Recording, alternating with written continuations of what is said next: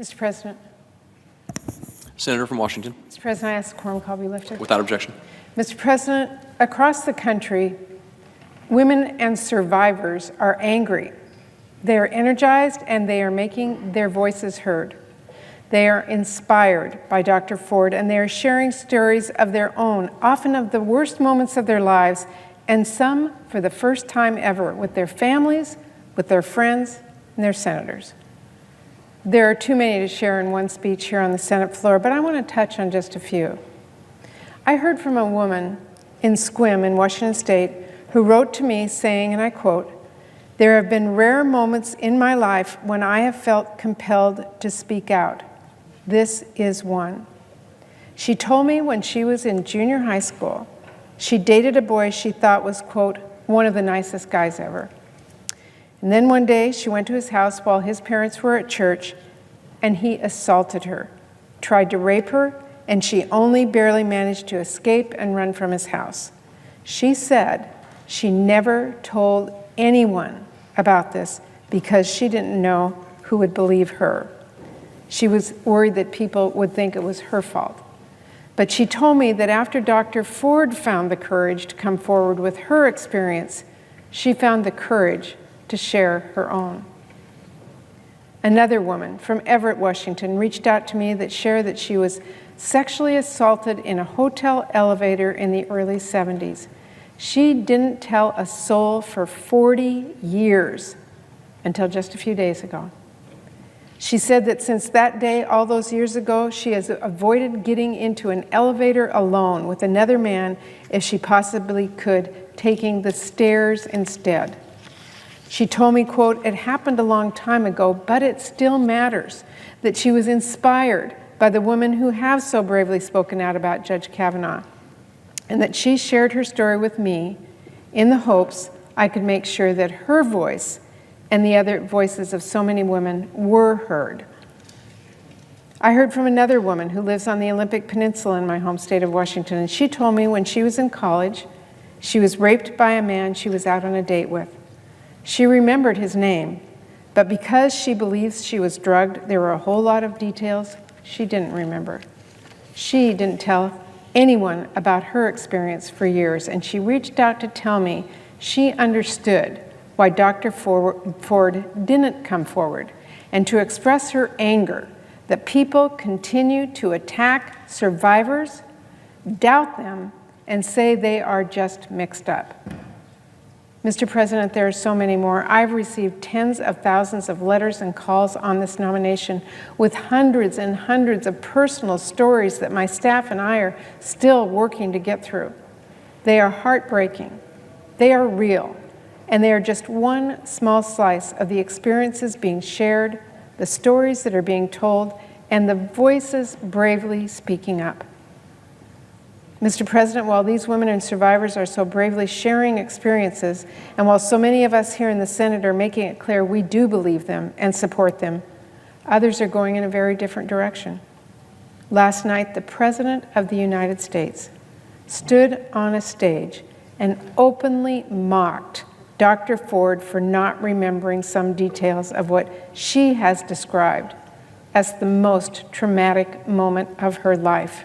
It was disgusting. Here in the Senate, some of my colleagues are doing everything they can to undermine the women sharing their experiences, saying they are, quote, mixed up. They say the Senate is going to plow right through this.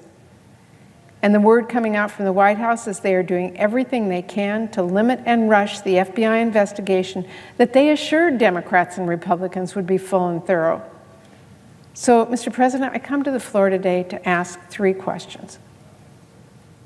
When this is all said and done, will the Senate, the United States Senate, be a place where women are heard, where their voices are respected, or still one where women are ignored and undermined and attacked?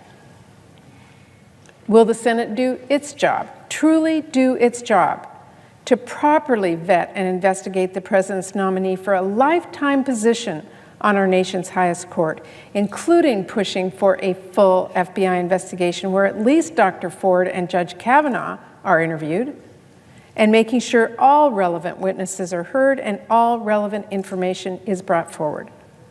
Or will we allow politics and partisanship to take over and rush this through before our job is complete? And finally, will the Senate make sure we don't put someone on the bench who has repeatedly had problems with the truth under oath, who has displayed truly serious temperament issues, who has not demonstrated the judicial independence that we expect for a nominee to the Supreme Court, and who has displayed a shocking lack of fitness for that role? Those are the questions I believe we need to be asking today, and there's a lot of work that needs to be done before we can answer them.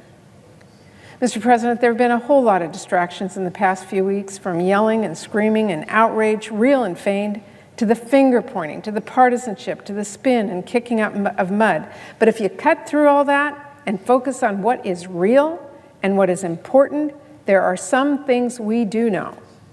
First and foremost, we all saw Dr. Ford testify under oath. I can't imagine anyone watching her and not being moved by her honesty, how real she was, her pain, and her commitment to what she described as her civic duty. Mr. President, I believe her. And I know so many others watching that day here in the Senate and across the country did as well. And then, Mr. President, we had Judge Kavanaugh. He came into that hearing angry, defensive, and aggrieved. He clearly acted as if he was owed a seat on the Supreme Court and didn't understand why United States senators had the audacity to question him. But, Mr. President, even worse than the rage, even worse than his condescension and arrogant entitlement, even worse than the raw partisan bitterness from someone who would be entrusted to make impartial decisions regarding the biggest issues facing our nation, even worse was the serious challenges he had with the truth, under oath, in public, to the United States Senate. From his small, seemingly unnecessary mistruths about what words used in his yearbook meant, words I will not repeat here on the Senate floor, but that people who went to school with him don't understand why he would say what he said, to those about his connections to Dr. Ford, like claiming he and Dr. Ford didn't, quote, travel in the same social circles when we know that's just not true, and claiming he never attended a gathering like the one Dr. Ford described, when there is one very similar to that on the calendar that he himself released. To those my colleagues have talked through before, like those involving his level of involvement in the confirmation of President Bush's judges, which we learned about as emails to and from him were uncovered and released. And those involving emails stolen from my Senate colleagues that he denied knowing he had received, when again, his emails showed that wasn't the case. To another we just recently learned about, his claim that the first time he heard about Ms. Ramirez's allegations against him was when he read about them in the press, though we have now heard from people who have seen text messages showing Judge Kavanaugh personally working to coordinate a defense against the allegation before that story was ever published. To his denials over and over in different ways, that he drank to extreme excess in high school and college, that he never, quote, blacked out or had memory lapses from drinking, when we know from so many people who have now come forward to share stories of his high school and college days that his version simply doesn't align with reality. The Washington Post laid this out yesterday. I want to read a few of the quotes from their reporting. One friend of his from college said Judge Kavanaugh was, quote, a frequent drinker and a heavy drinker. Another classmate of his in college said, quote, Brett was a sloppy drunk, and I know because I drank with him.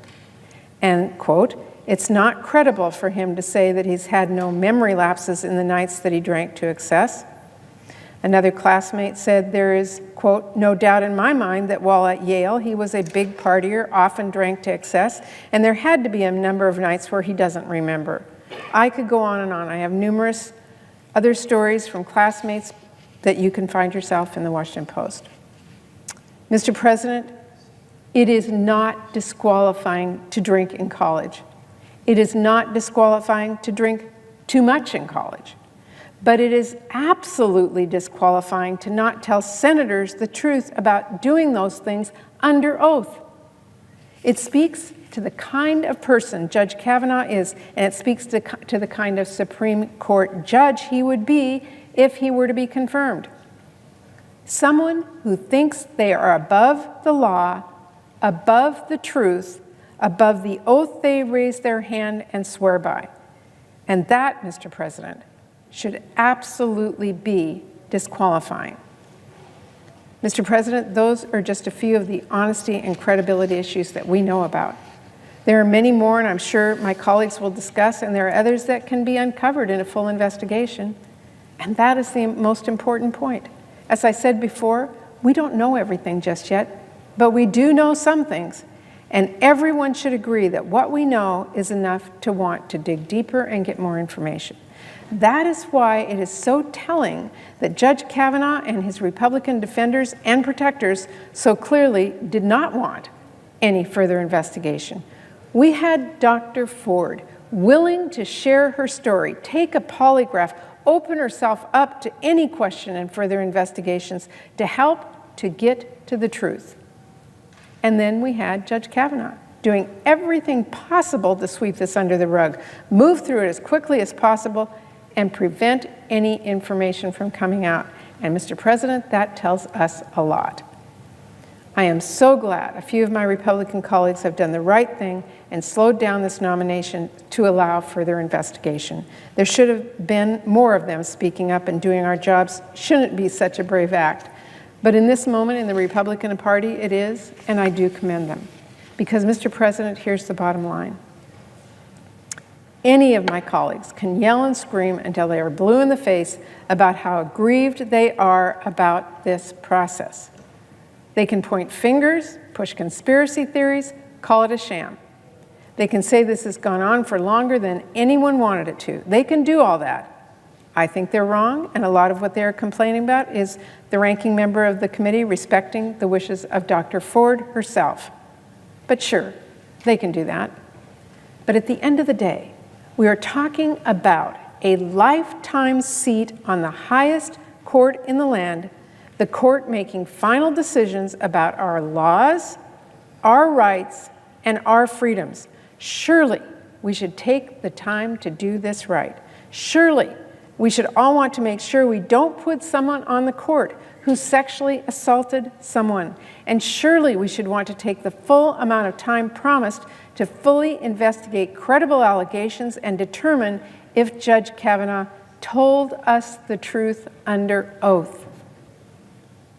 Mr. President, that's common sense, and it happens to be our jobs. My Republican colleagues held a seat open on the Supreme Court for more than a year, for no reason at all other than to prevent President Obama's nominee from getting on the court. More than a year. And now, all of a sudden, these same colleagues are in a rush? It's absurd. And we need to do this right. So, Mr. President, what does that mean? What is doing it right here? First of all, it means making sure the FBI thoroughly investigates right now, that it is not limited in scope or pressured to not follow leads wherever they go. As my colleague, the senator from Arizona, said, and I quote, "We certainly want the FBI to do a real investigation," end quote. "It does no good to have an investigation that just gives us cover." Even President Trump said, quote, "I think the FBI should do what they have to do to get to the answer," end quote. "I want them to do a very comprehensive investigation." Well, Mr. President, I completely agree. I'm very concerned by some of the reporting coming out of the FBI investigation, especially hearing about the witnesses who have not yet been contacted. But I am hoping they are allowed to do their jobs, and I'm hoping the White House fulfills its commitment to the Democrats and Republicans focused on getting this done right. Secondly, as we learn more, we should take that information into account. We should make sure all relevant witnesses are heard from, that all relevant information comes out, nothing swept under the rug.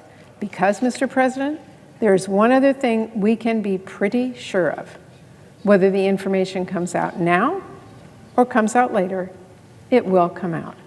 And we can either make sure we stop someone from getting on the court who shouldn't be on the court, or we can find out later that us, the Senate, didn't do its job. Mr. President, this started as a look into whether Judge Kavanaugh assaulted women and whether the United States Senate would listen to women sharing their experiences. It's still about that, very much so. But now it's about even more than that. It is about Judge Kavanaugh's temperament, his anger, his rage, and entitlement. And it's about him telling the truth or not to the public and to us here in the Senate. So I say to my colleagues, as we learn more from this investigation and as more and more people come out to share stories, even if you don't think you can determine conclusively that Judge Kavanaugh committed sexual assault, do we want someone on the highest court in the land with this kind of relationship with the truth? And do we want someone with that much rage and bitterness and entitlement? I think the answer is clear right now, and I think there is a reason that Judge Kavanaugh was so desperate to stop a full investigation. So, Mr. President, I hope we don't allow corners to be cut and a nominee jammed onto the Supreme Court without truly doing our jobs. I hope we take seriously the anger, the pain, the voices and the experiences of women across the country today. I hope we do this right. Thank you, Mr. President. I yield the floor.